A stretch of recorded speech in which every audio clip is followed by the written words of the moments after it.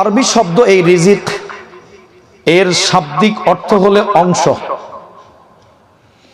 ইসলামী শরীয়তের পরিভাষায় রিজিক বলা হয় বিশ্ববিখ্যাত মুফাসসির তাফসিরে বাইজাবি এর মধ্যে কাজী বাইজাবি রাহিমাহুল্লাহ তিনি তার এই ব্যাখ্যা গ্রন্থে রিজকের ব্যাখ্যা করেছেন। তার মতে রিজিক বলা হয় তাখসিসুশ শাইই বিল হাইওয়ান ওয়া তামকিনুহু মিনাল ইনতিফাই বিহ। রিজিক হলো কোনো হাইওয়ান, কোনো প্রাণীর সঙ্গে কোনো কিছুকে নির্দিষ্ট করে তাকে ওই বস্তু থেকে উপকৃত হওয়ার সুযোগ করে দেওয়া, একেই বলা হয় রিজক। কিছু রিজিক তো এমন আছে যা মানুষ তাকে তালাশ করতে হয় না, বরং ওই রিজিকই তাকে তালাশ করে। যেমন মানুষ পৈতৃক সূত্রে যে সমস্ত সম্পদের অধিকারী হয়, মিরাজ সূত্রে যা কিছু মানুষ পায়, এগুলো তাকে তালাশ করতে হয় না, খুঁজতে হয় না, বরং এ জাতীয় রিজিকগুলো তাকেই তালাশ করে নেয়। তার ওই নির্দিষ্ট আত্মীয়ের মৃত্যু হলেই সে ওই রিজিক এমনিই মালিক হয়ে যায়। এই জাতীয় রিজিকগুলো মানুষ তালাশ করে না, বরং ওই রিজিকই মানুষকে তালাশ করে থাকে।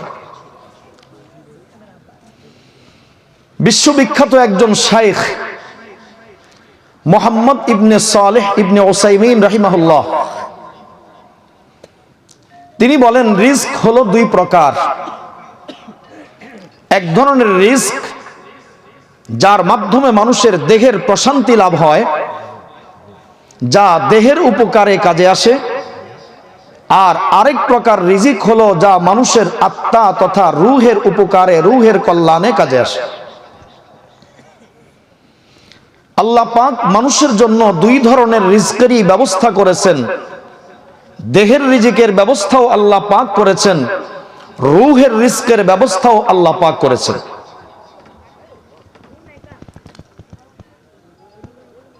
রূহের রিজক যেমন বলা হয়, যত ইবাদত বন্দেগী আছে আল্লাহ পাকের জিক্র, এই সব কিছু হচ্ছে রূহের রিজিক তথা রূহের প্রশান্তির কারণ।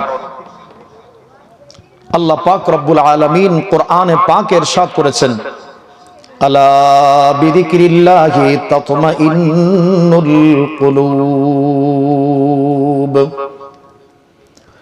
আল্লাহ রাব্বুল আলামিন বলেন, তোমার অন্তরের প্রশান্তির জন্য যেভাবে আমি আল্লাহ তোমার দেহের খোরাকগুলো দুনিয়াতে পাঠিয়েছি, তোমার দেহের সুস্থতার জন্য, স্বস্তির জন্য আমি আল্লাহ যেভাবে রিজকার খোরাকের ব্যবস্থা করেছি, আমি আল্লাহ তোমার রূহ বা আত্মা সেটার রিজকের ব্যবস্থাও করেছি। তোমার দেহের রিজিকের পাশাপাশি রূহের রিজিকটা আমি আল্লাহ এভাবে দিয়েছি।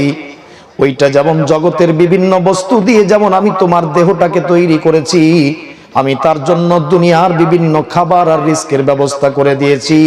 আর রূহ যেহেতু আমি আল্লাহর পক্ষ থেকে বিশেষভাবে দেওয়া হয়েছে, এটার জন্য আমি আল্লাহ আসমান থেকে আমার জিকির, আমার ইবাদত বন্দেগী গুলো তোমার রূহের খোরাক হিসাবে সাব্যস্ত করেছি।